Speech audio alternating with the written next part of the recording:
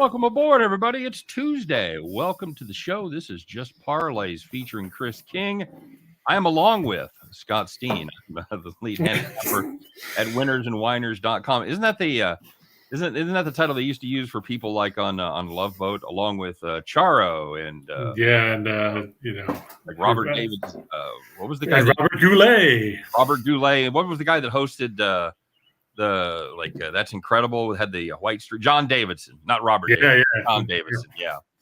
Or Don Cornelius. Yeah, another perennial love boat contender. So, hey, it's good to be here, everybody. We're here to talk about a little sports betting. We're here to put some games together. We're here to bundle them. I am.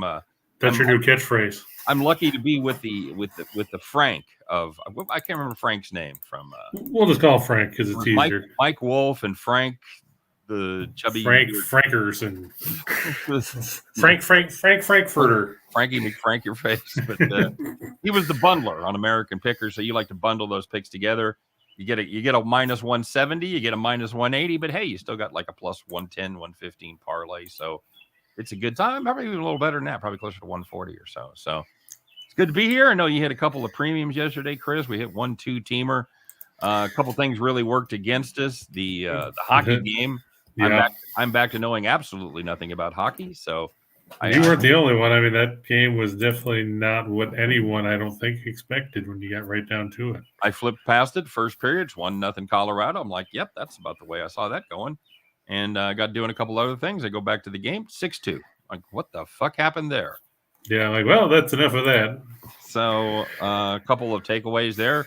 Darcy Kemper is every bit as bad of a goalie as we thought he was. So. And Pavel Francouz didn't do anything to set the world on fire when he first came in. Then Tampa Bay just stopped shooting because it didn't matter. I have a pronunciation update for you. Okay. It's as much fun as Francouz is to say. Apparently, after talking to the guys in Denver, it's Francouz. Okay, I did not know that.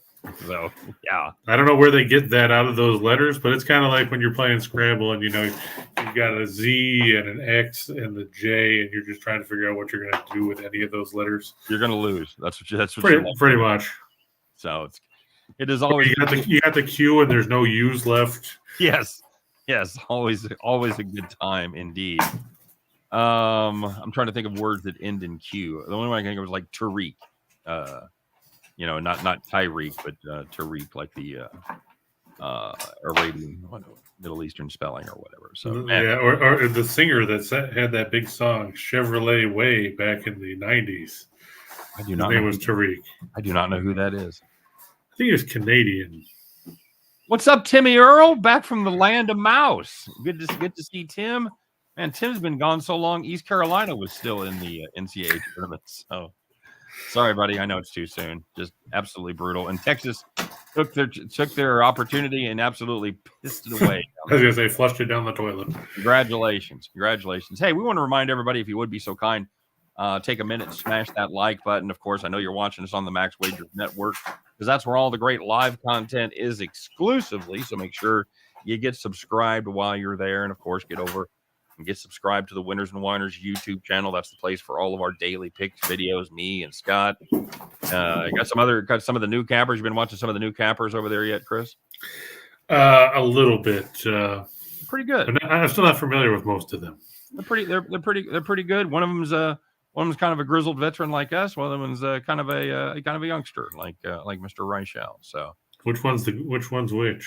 Well, the young one is the one that's young, and the older one is the guy that's old. So. No, I mean, I haven't matched up all the names to the faces yet. Oh, there's Jason, I think, and Arthur. Okay. All right. So Arthur, not to be confused with Christopher Cross. No, not to be confused with that at all. I just thought I was doing really great. Kevin or Dudley Moore, I guess. As he smashed the like button, we appreciate it, Kevin. Very much appreciated. And, of course, like I mentioned, all the great live content on the Max Wagers Network. And speaking of the devil jumps up. It's Tim Earl. What do you got, a little blues riff on your phone there? Yeah. Little porno music? No way I can identify who it is because, if you just have a regular boring sound, then I don't have to pay attention to you. Who has the abbreviated porno music as their ringtone, Chris? Oh, that's just the text notification tone when my wife texts me. That's your wife. Okay, very good, very good. Yeah, when my brother calls, it's the theme music from the A-Team. Most other people get the Law and Order theme. Pom pom. Very good. Or as Richard Belzer once called it, the Dick Wolf cash register sound. The bells. Hey, don't forget to check out all the great content on Max Wagers Network. Not just Tim Earl, although Tim Earl is a big part of it, but it starts at noon with Midday Money. Sean Higgs, 1 o'clock, brings you Morning Wood with Allie Burns. Of course, me and Chris and our handsome mugs right here at 2 o'clock doing parlays. I'll slide over to Studio B at 3 o'clock and join my pal Scott Reichel as we break down the action and try to get you guys headed back to the window. 4 o'clock, of course, Sean Miller bringing soccer from around the world. And 5 o'clock is the aforementioned Tim Earl, along with his equally handsome brother, Nick, along with their not so handsome at all pal, Detroit Lenny, as they give you your game time decision. So there you go. ECU fans are now A&M fans for the rest of the College World Series because they kicked out Texas. I don't disagree with that at all. But what happens if Texas A&M loses? Then do you root for whoever knocked Texas A&M out? I mean, where does this chain end? Where does the madness end, Tim? Where? I mean, eventually you can say, "Yeah, man, we rooted for the national champions," because then whoever knocks out Texas A&M will be on who they root for, and then whoever knocks that team out will be there. And you just get to the winner, and that's it. So. Don't forget we're doing a NASCAR show this week. I'm not telling you. I know you remember. I'm telling them that we will be doing our NASCAR show back in its regular spot, joined again by Rye Cape and Scott Reichel. Of course, me and Chris are there as well. The chain ends at A&M, says Tim. So you asked a question. Tim has given you an answer. Did you see the guy that lost the gig to sing the national anthem because he had supposedly offended Texas fans by putting the horns down sign? I did not. I know they seem a little thin-skinned in Texas these days about a few different things. But I mean, isn't that a little bit extreme? You put hook 'em horn sign down, so now you can't sing the national anthem. I mean, what's next? You're wearing a blue shirt, you can't sing because this is a red state. I wondered if you were going to be able to tie that back up, and the answer is not really. You went down that rabbit hole, and I was curious to see how you ended up, and you got stuck in the hole. So I'm sorry. No, I'm just saying, I mean, people come up with all these rationalizations why somebody can't do something. It gets ridiculous. Okay, I don't know who made that decision. I don't know where he was. Was he going to sing the national anthem at the University of Texas? No, it was supposed to be during this College World Series here. During in Omaha? Yeah, that's where they are now, right? That's where they are. So then, yes. Who made the decision? I'm not sure. I had read about it on ESPN a couple days ago. That he said that he was told he couldn't sing because it was considered a disrespectful gesture towards the University of Texas or something. Wow. If hating Texas is wrong, I don't want to be right. Yeah, here it is. Let's see what this says. National Anthem singer says his performance at the Men's College World Series has been canceled because he made the horns down gesture before a Women's College World Series semifinal between Texas and Oklahoma State. Okay. He's a 27-year-old history teacher from Dallas-Fort Worth, and he went to Texas A&M, and he said his performance was nixed. He posted screenshots of emails supposedly from the College World Series of Omaha Incorporated, which said it was contacted by the NCAA because, quote, "We have documented proof he made offensive gestures in mockery of a participating team, and we do not feel comfortable allowing him to perform." Oh, fuck him in the ear. Jesus. Okay. And like I said, just because you make a hand, it's not like he walked around like Steve Austin used to and flip people off and then drink a bunch of beers and then stomp on their logo or something. See, I think he should have said nothing and then finished the anthem with "Home of the Aggies," like they do in Kansas City, where they do "Home of the Chiefs" at the end, which is a whole different level of disrespect. And don't even get me started on that, but it seems to be something they relish doing here. So this is even dumber than when Terrell Owens ran out and stood on the Cowboys logo, and then got hammered by George Teague. Agreed. Super Sly in the house. James S checking in. What's up, guys? Good to see you. And What did I do? Oh man, this is so sensitive. This. Oh, you bumped the cord again, huh? Yeah, I mean, and it's and like now you're way up. You're just. We can see your 3/4 of your head and then your ceiling. Where's my? All right, I'm trying to figure out how the hell do I get back to. It's not recognizing my other.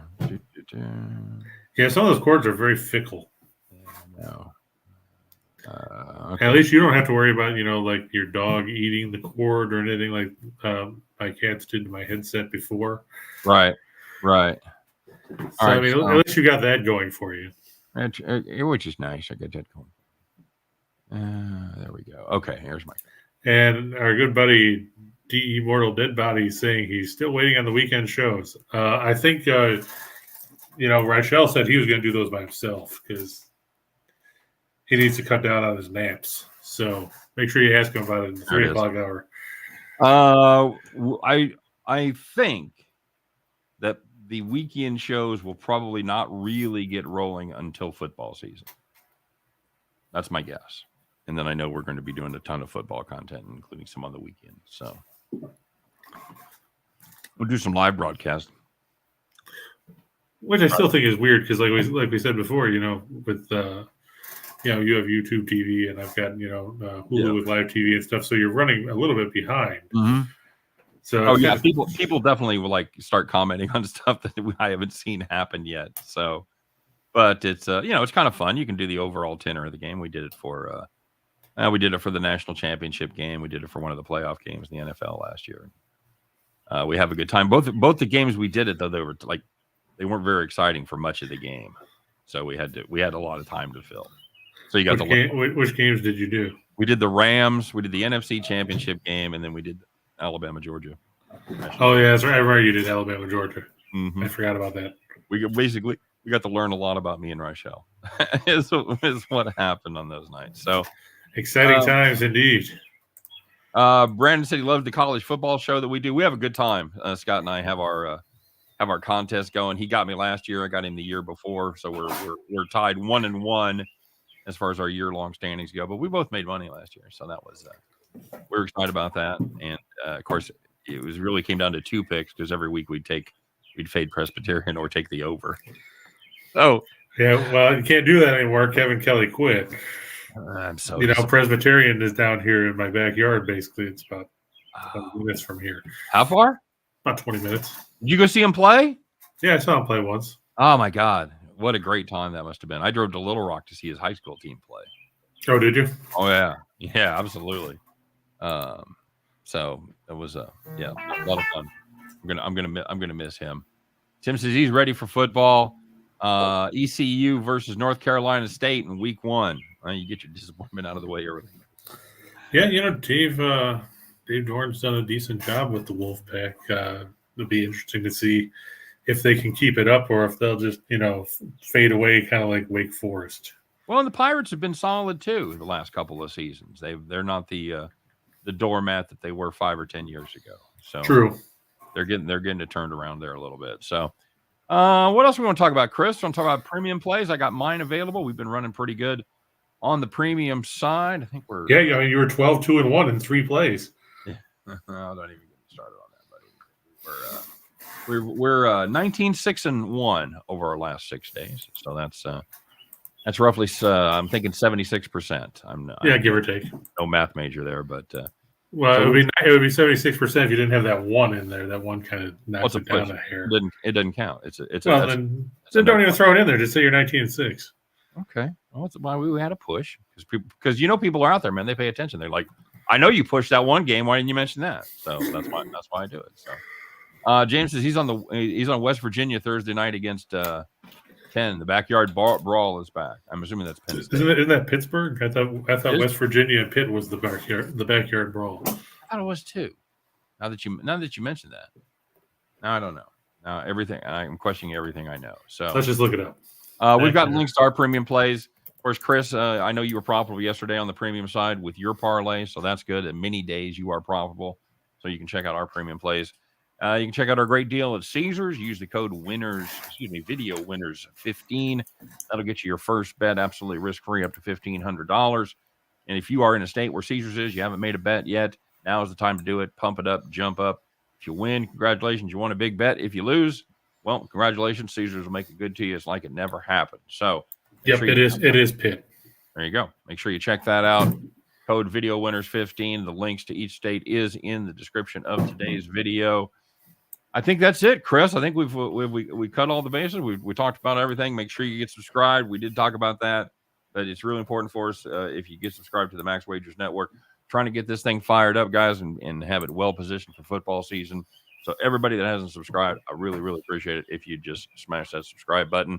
For extra credit, you can hit the bell. That way we get reminded, notified every time one of us goes live, put up brand new content. You know the drill. So crazy hockey game. Yeah.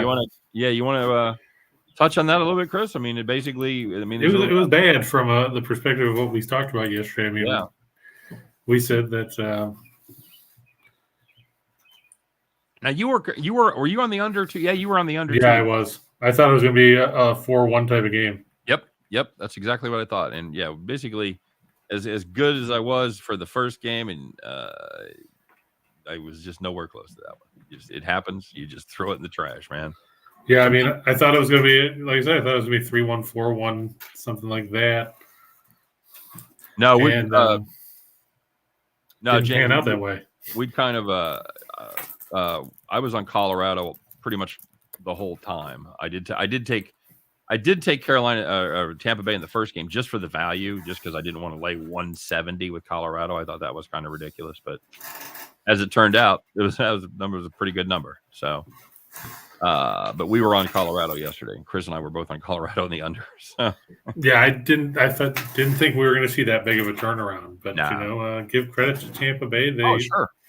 They figured out what worked and put it into effect, and they actually contained their mistakes. They didn't take a bunch of dumb penalties, and Colorado looked a bit disjointed. I think is probably the best term for it.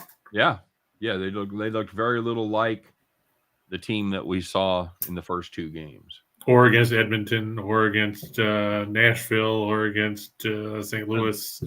That's fair. And I would probably say that was probably their worst game of the playoffs. Oh, I think that's I think that's fair. I think that's fair for sure. I'm just looking here. So yeah, that's Vasilevsky basically. I don't know that he wasn't the difference, but he stood on his head pretty well. Had 37 stops, 39 shots that he faced. So he did a great job. I don't think he was going to let 7 goals in, but he could have easily given up 4 with the amount of shots that he took. Well, I mean, a lot of them were in the third period when the game was already in hand. Very true. The Lightning pretty much just pulled in their horns. Yeah, like, well, fuck this. We're up by 4 goals. Who cares? And Colorado ended up facing, of course, the damage was done against Kemper, as you said, 22 shots, let in 5 goals. You can't have that happen. You just can't do it. And it was just bad. It was just bad play. I don't know if maybe we'll hear that the eye was bugging him or something. Right. But I think the bottom line was that they were just outplayed. Absolutely correct. So we'll see what happens in Game 4. Should be interesting. Let's get rolling, Chris. What do we got? I bet we've got some. The Avs wanted a gentleman's sweep. Yeah, that's what they wanted against Edmonton. Well, they did a good job of making it not even making it look good. Right. Dude, you got a silent on that thing? Yeah. Hold on. There we go. There you go. Beautiful. Kucherov's hurt. Hopefully it's nothing serious. Agreed, Super Sly. I like to see everybody at full strength. Just for the high quality of hockey. And there's the attack cat. The cat did that? Yeah, he jumped up and pulled the top of the laptop out. Well, at least your camera didn't go out. Like anytime I fart on one of the wires around here, I lose signal for 5 minutes. So, well, that's true. I mean, that's the one thing about having it built into the computer, I guess. Right. Yeah, because I'm running, external camera. I got a board, external microphone, and everything like that. So yeah, eventually I'm supposed to get half of that cool stuff. I just don't know when. Yeah. Sometime between now and the year 2072. In the year 25, 25. You ready? Sure, why not? Make some money today. Yeah, we're going to give you guys the truncated version because I was originally thought I was supposed to go pick up my wife from an appointment, and then she texted me right before the show and said she was done. So kind of messed everything up. So we're going to start with the good part of the show, which we normally don't have time to get to because we talk about all this other stuff. The meat. We're getting to the meat. We're right into the meat, man. We had very little salad today, Chris. We didn't have time for salad, no soup. It's good. I don't like salad anyway. It's a waste. Ripping right into that fucking waste of lettuce. Whatever. How do you not yeah, like I'm going to take this. You don't like a salad? How do you the only salad I really eat is I like Caesar salad because I like spinach. There's no spinach on a Caesar salad, buddy. I got bad news for you. There is when they make it here. Okay. All right. Let's go. But yeah, I like the Yankees over the Rays. I took the Rays yesterday. It didn't pan out. It was a low-scoring game, as we saw, only 4-2. Yeah, they had the lead. Neither starter ended up getting the decision. Nope. They pitched seven innings without giving up a hit, and they're behind at the end of 8. Congratulations. Well, no, they were tied at the end of 8. It was 2-up. Right. That's right. It was 2-2. Correct. But here it's Nestor. I said that because I read something that said the Rays, the Yankees rallied. And I went back and I looked at it and I go, when were the fucking Yankees behind? And they weren't. But yet that's still stuck in my head because somebody wrote the Rays rallied and they did not rally. Where I just said Rob Gronkowski is going to retire again. Fuck, to quote Clerks, you'll be missed. Jordan Schultz is reporting from the Schultz report that Rob Gronkowski told him he's retiring. Well, I don't know who Jordan Schultz is, but I was going to say, I'm sure if he was going to break it, the guy that he would absolutely want to go through is Jordan Schultz. Are you familiar with him? Because I'm not. Oh, nobody's ever heard of Jordan Schultz. No. Yeah, there you go. Nobody's heard of him. No, and by the way, yes, I am the dividing point. If I haven't heard of him, nobody's heard of him. Apparently, he's a host of the Game Day NFL. Never heard of that either. Oh, on the Max Wagers Network. What? Oh, sorry, Jordan. No, it's not true. All right, so you're basically back in the pitching matchup here with Cortez. Yeah, last I knew, Tampa Bay said we don't know who we're pitching. I think it's supposed to be Josh Fleming, but Beeks. Oh, Jesus, they're going with him again. Whatever happened to Beeks? He's going to be out there in the gorilla mask, buddy. He's going to be out there with the taped-on gorilla mask. Yeah, I didn't know he was pitching again. Yep, Beeks, brother. When did that come out? Because when I looked earlier, it still said the ever-popular TBD. I don't know. AKA, we don't know who the hell we want to pitch. But yeah, Cortez has pitched well this year. Has he? He's probably one of that group at the front of the Cy Young race when you get right down to it. We factor in him, Verlander when he doesn't pitch terribly. Let's see, who else is there in the AL that's in the race? Anybody? Bueller? I'm trying to. No, Bueller's in the National League. Yeah, and he's hurt. I was doing, Ben Stein. Bueller. I'm trying to think because I just did the National League because I was looking at. Oh man, who's pitching? Gonsolin. Yeah, he's going against Male. And Gonsolin has incredible numbers. And you know what his odds are as of yesterday? I'm going to say 1,100. 3,500. Really, that high? Yeah. I guess they're guessing that he's not going to, keep that going. I guess that's what they're guessing. But I think I advised everybody because I took him in my play of the day. And I said, for the first part of your play of the day, take some pizza money. And if you can find Tony Gonsolin at 35-1, fucking bet it. I was stunned. I figured he'd be third or fourth favorite. That's what I would figured. I figured he'd be in there with Alcantara and. Right. So McClanahan, Manoah are the guys in the American League that are. McClanahan's the favorite right now. Manoah's third favorite. And then I can see Manoah. You got a box of chocolates and Gausman with 12-1. And that's the other scary part is Gausman, either he pitches well and doesn't get run support, or he has something like the other day where they commit an error and then Baltimore just beats the piss out of him. Right. Well, I'll tell you what. Who would you rather have at 12-1, Gausman or Garrett Cole? Ooh, that's tough. Was it? It's almost supposed to be a rhetorical question. Well, I'm just saying because, like you said, we've seen bad spots from both of them. But I mean, the Yankees have the better lineup to support him. So I would also go with who has the higher ceiling, and I think Garrett Cole has the higher ceiling. I think Garrett Cole has the ability to go on a 3-month run that Kevin Gausman does not have. He had what did he have? 31 of 32 quality starts a couple of years ago. Yeah, some ridiculous number like that. We were playing for no one a couple of years ago, so 3 years ago. But yeah, I like that we were playing for no one. Anyway, yeah, Cortez been very good, no question about it. Beeks not fantastic. Jalen Beeks. Yeah, I remember when he pitched for the Red Sox. Is he the son of the private detective in Trading Places? Sure, why not? Any relation? This season, he's actually been pretty good. 1.29 ERA. But how much of that is because he doesn't go through the order a second or third time? Well, it makes a difference. It makes a huge difference. You bring up a great point because he is. Those have all been done, with the exception of his last outing. They've all been done in relief, so they're basically using him in an opener type situation. So yes, take all numbers with a grain of salt, of course. He went 2 innings, gave up nothing last time out, no hits, no walks. But again, just 2 innings, and it was a game that they lost to the Yankees 2-1. Of course. So all right, very good. Twins.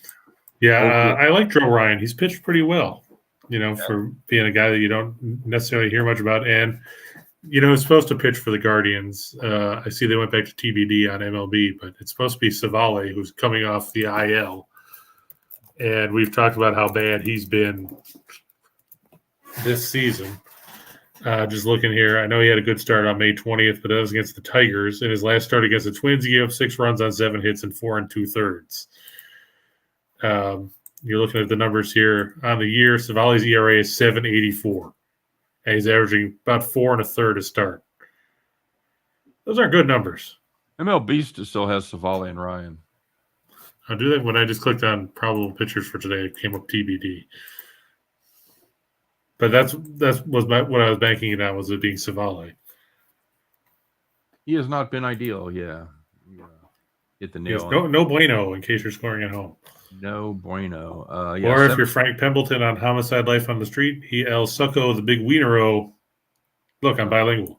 Nobody says that. And apparently you didn't watch Homicide Life on the Street. No. It was a good show. A lot of the guys are the same guys that did The Wire. Okay. Savale's been bad. He's been bad on the road. He's been bad at home. And he's been bad during the day. He's been bad at night. As you mentioned, he's coming off an injury. So maybe. Yeah, I figure he's got to be limited, don't you think? Yeah, he's been out for a month, and he was actually good his last time out. Went 6 1/3, gave up just 1 run, nothing earned, 3 hits, 1 walk. So, and then they found out he was hurt. So, yeah, he's pitched 6 2/3 innings in a pair of rehab starts with Columbus. 3 runs, 2 earned, 4 hits, 2 walks, 10 strikeouts, and 6 2/3. So he's still only averaging 3 1/3 on that rehab assignment. That sounds like a 75.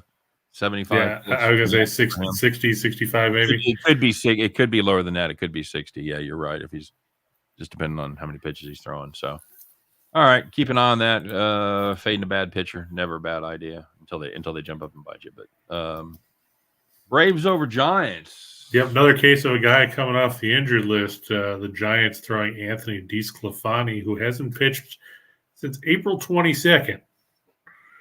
He's been on the IL, was on the 60-day IL with a ankle inflammation. The hell is that about? I think he stepped wrong coming off the mound or something, and his ankle ballooned on him. So he's made 3 starts this year, has an ERA of 6.08 and a WHIP of 1.8. He made 2 rehab starts with Sacramento down there in the PCL. 0-1, 4.76 ERA, 4 runs, 3 earned, 8 hits, 3 walks, 5 strikeouts, in 5 2/3. I look for that to be another short outing for DeSclafani because he's got to obviously get ramped up. And that puts a lot of pressure on the Giants bullpen that has been mediocre. They went into yesterday with a 4.05 ERA as a team. They switched Sam Long, who was the 5th starter for a bit, back to the bullpen over the weekend. So he's been used up a fair amount of late. And Spencer Strider, we talked about him a little bit last week, and he turned in another solid outing. He seems to be taking that step forward. 68 punch-outs in 44 innings, an ERA of 2.45, and just 2 homers allowed in 44 frames. And at 2.45 ERA, his FIP is lower than that, 2.06. Yeah, he got beat up in his first start, giving up 5 and 4 and 4 1/3. But since then, he's been outstanding, giving up just 3 earned runs in 15 2/3 innings, and keeping with that tradition, those 15 2/3 innings, he has struck out 24. So that's better than a strikeout and a half per inning. That's fucking getting it done right there, buddy. Yeah, he's got some good stuff. And, we were talking last night when I was talking about how Killian completely imploded in the Cubs game, so Marlowe had to be happy with the Pirates winning. But, Strider doesn't seem to be concerned about nibbling around the corners or anything else. He's just going to try to throw it past you. He doesn't care where in the strike zone it is. No, and he will have little bouts of being wild. His start against Colorado was like that. He gave up a run on 2 hits, but walked 5 in 4 innings. Right, but he had 2 walks and 5 2/3 last time, but he had 11 strikeouts. So if you've got a ratio of 5.5 to 1 strikeout to walk ratio, you can live with a couple of walks. And I don't know if you look, Scott, he had 22 swinging strikes in that game in his last start. How many pitches? 80 or so? 106. But still. Yeah, so you're still better than 20%. I mean, most of anytime you see numbers north of 12, 13%, that really gets your attention. And something in the 20% is unheard of. Absolutely. Yeah, on the season, his swinging strike rate is 16%. That's massive. That's a kid with stuff there. Because, a lot of guys throw hard, but you've got to have stuff. You got to have stuff in location. All right, very good. So we like Strider there. And you've got the Blue Jays over the White Sox. That's the lean there because it's Gaussman and Cease. And Cease, either he strikes you out or he gets hit. He doesn't really have a third outcome because he hasn't walked as many guys as he used to. Right. So it's either he throws strikes and people whiff, or he gets knocked around. And he's facing a Toronto team that's in the bottom third in the league as far as striking out. Yep, I want no part of this. I don't blame you. This one I want no part of. Gaussman has been pretty dreadful over a couple of his last 3 starts, and Cease has been really good. And you talk about a weird stat, Chris, over his last 3 starts. ERA of 0.0 and a whip of 1.74. Well, he had that game against the Dodgers where he gave up like 85 unearned runs. As a matter of fact, in his last 4 starts, Cease has not allowed an earned run, but he's given up 10. That's brutal. 10 unearned runs in 4 starts. Yep, that's absolutely right. So your defense, number 1, ain't doing you any favors. And number 2, you're getting too pissed off at your defense and not focusing. I mean, that's just ridiculous. That is ridiculous. That is absolutely. All right, we're the Chicago White Sox. Why don't we just put up a bunch of puppets out there on the diamond? Yeah, and in fairness, he's won 3 of those 4 games. So that's the scary part, isn't it? Yeah. The only time he lost was he gave up 6 runs in 4 2/3. Yeah, that was that wild the game where they intentionally walked Turner with 2 strikes. The 1-2 count. Yeah. That did not go well, surprisingly. All right, very good. So there's your 2 teamers.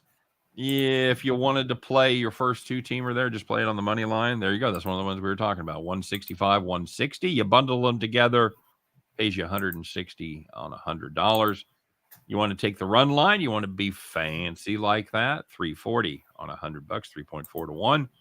The other one's priced a little better price on 170 and a 130. That'll take you to 1.8 to 1 or 181 on 100. And if you want to play the run lines there on the Blue Jays and the Braves, that's going to be 372.50 on $100. So very good payouts there indeed.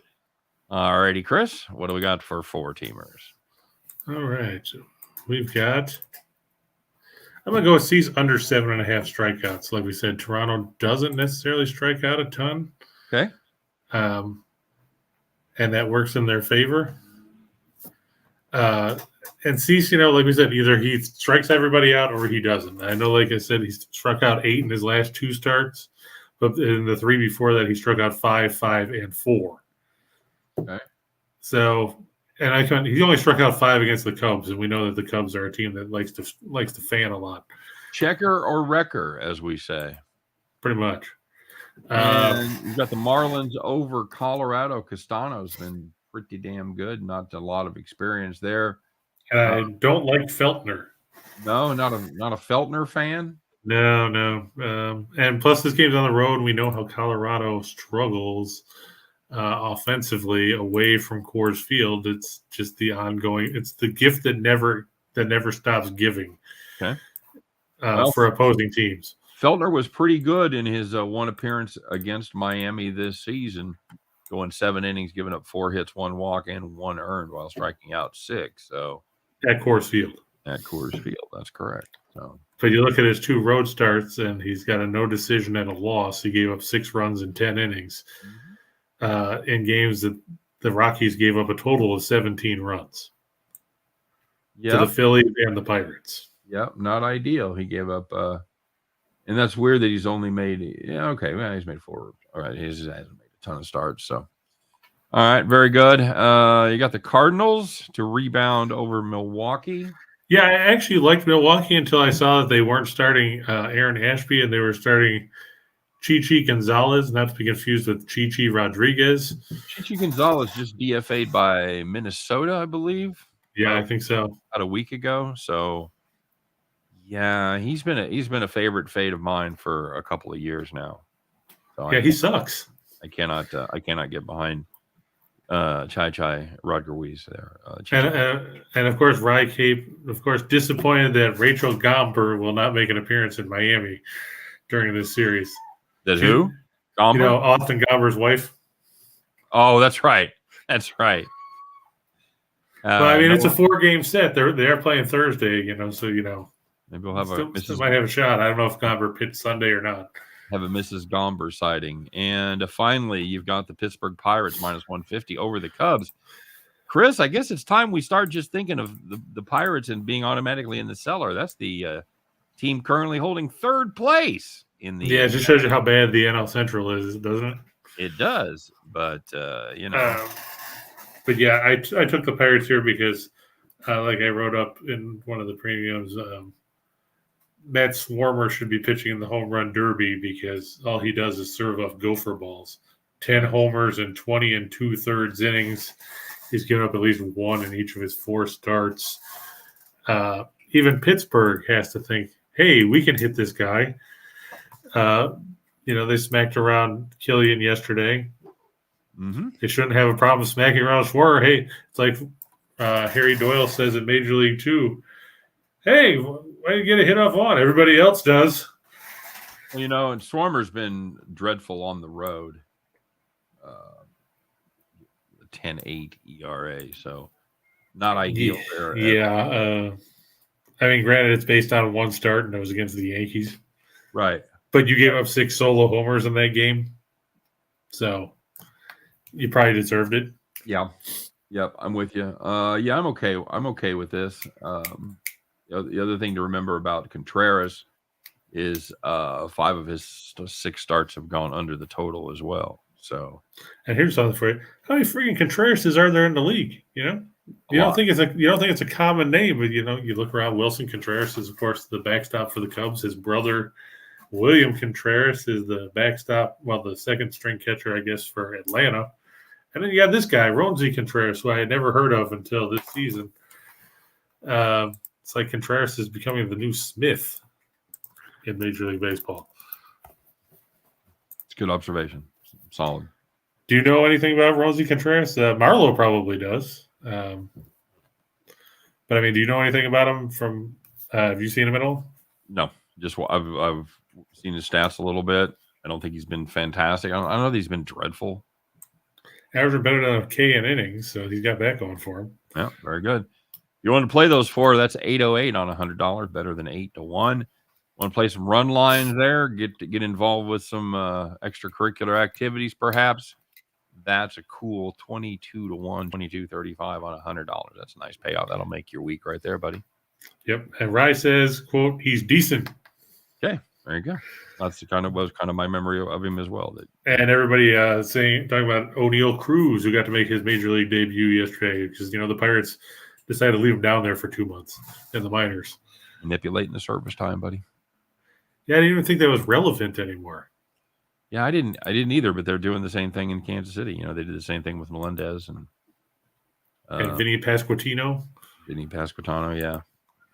Pasquantino, my mistake. Prado hit last year. He's not hitting this year. He's still hitting home runs, but that's another one that's on the way. Is Nick Prado. So, all right, very good. Give me a shot in the dark, man. All right, how about we'll stick with Feltner sticking under 5.5 strikeouts. I know everybody talking about how he's averaging like 10 strikeouts per 9 innings, but it's a small sample size. He wasn't a big strikeout guy in the minors. I just don't see him sticking around long enough to get to this number here for him to go over or to hit at least 6. Okay. I'm going to take the Astros over the Mets. I know Tim's going to be disappointed. Trevor Williams getting the start for the Metropolitans against Jose Urquidy. New York's got to show that they can win on the road consistently. I know they're playing at a decent clip, but beating up on teams like the Marlins and the Nationals on the road just to boost your record doesn't. How do you sleep at night beating up on those poor teams? Very well. I'm sure is what the Mets would tell you. I sleep on my first place pillow. That's how I sleep. Rangers over the Phillies, man. You're just pissing off Rye all over the place, aren't you?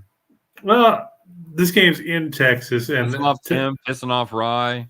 Well, that's my job. I mean, if you don't piss somebody off, you haven't done your job. Oh, look at you, but you're not fading the Royals, so you're not pissing off everybody. Well, that's because the Royals pissed me off yesterday, so now I figure they'll lose. Played well. Anytime you see me in my hat in my daily video, the Royals won the day before. The reason why I'm going with the Phillies or with the Rangers over the Phillies is Martin Perez is pitching for Texas. Okay. Against Gibson. The Rangers know Gibson. He played there, for Christ's sake. Mm-hmm. He's not bad.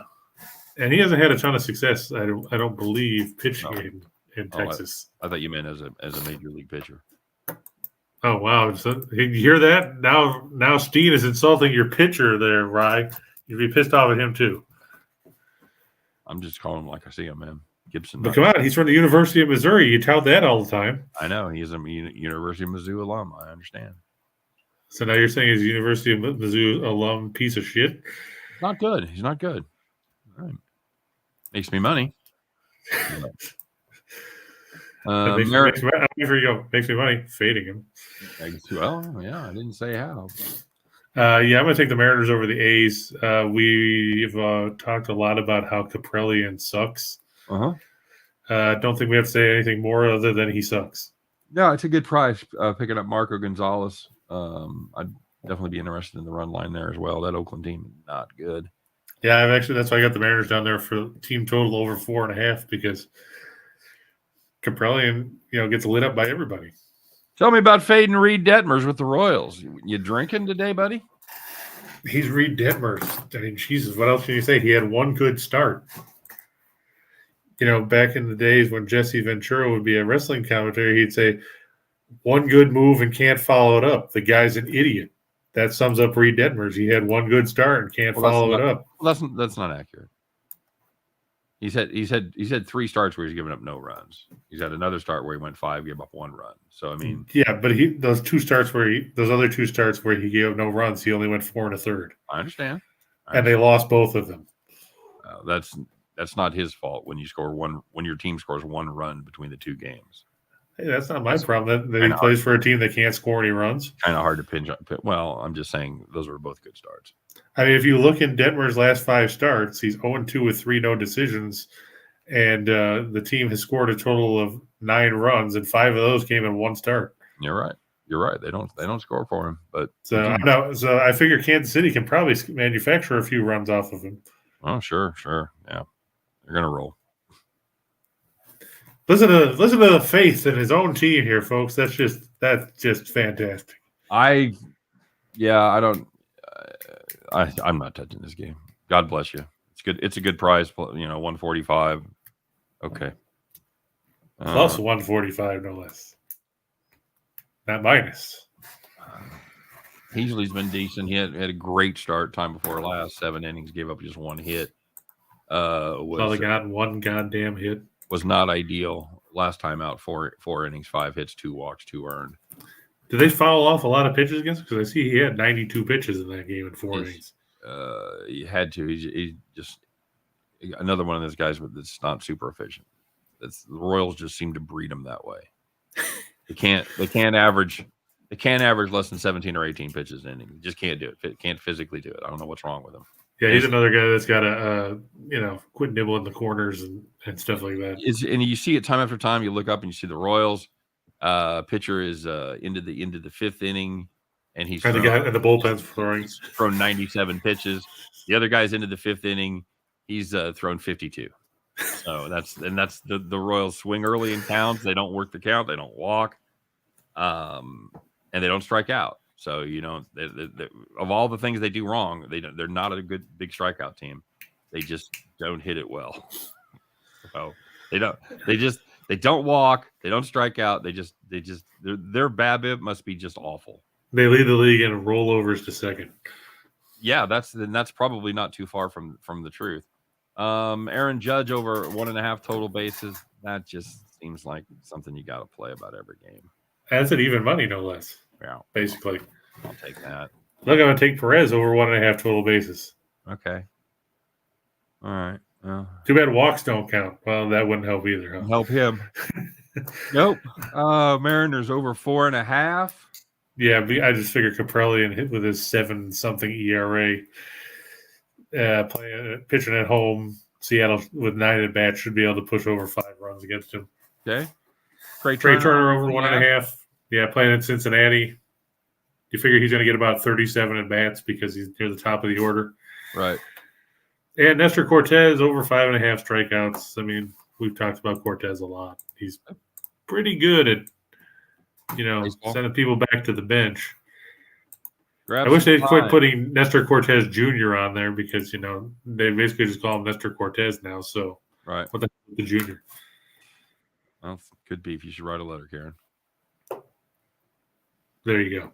All right. So the payoff on that, you want to go the easy way. You want to take Easy Street, that nice easy money. It's just 65 to 1. It only pays you 65 grand on a not 65. It's 65 650 to 1 is the correct way to say that. Sorry.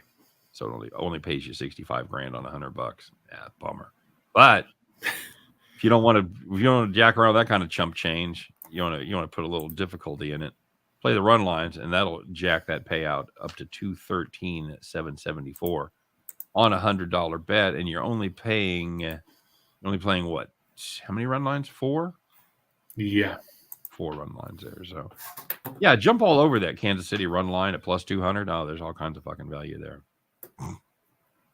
Now watch, they'll win like 7-2, and then you'll be like, why did I fucking think that? I knew it all the way. Knew it the whole time. So. All right, and we've seen a really good performance out of Heasley. He might have another one in him, and this Angels team is certainly no great shakes when it comes to offense. So yeah, I mean, come on, they lost to Bubic yesterday. They certainly did. So there you go, guys. There's the 10-teamer. There's the 4-teamer. There's a couple of 2-teamers. Chris, any final thoughts? It's weird when we don't have basketball to talk about, or and there was no hockey tonight. So watch baseball, watch Russian table tennis, watch cornhole, Soccer. Is there soccer on today? Probably soccer. No, not tonight. Probably on today. But Oh yeah, that's right. I keep forgetting that most of the Somebody in Europe's playing soccer, I promise. that's true. All right. That's fair. Hey, thanks for stopping by, guys. As always, we appreciate it. And one more time, don't forget to like and subscribe. As always, that those efforts are appreciated as well. We hope you hit nothing but winners tonight, baby. And Chris and I will be back to do it again tomorrow. We'll talk about some other things. I promise you that. But eventually, we'll get around to and concentrate on talking about Just parlays. Just Parlays, baby. We'll see you then. Take care, everybody.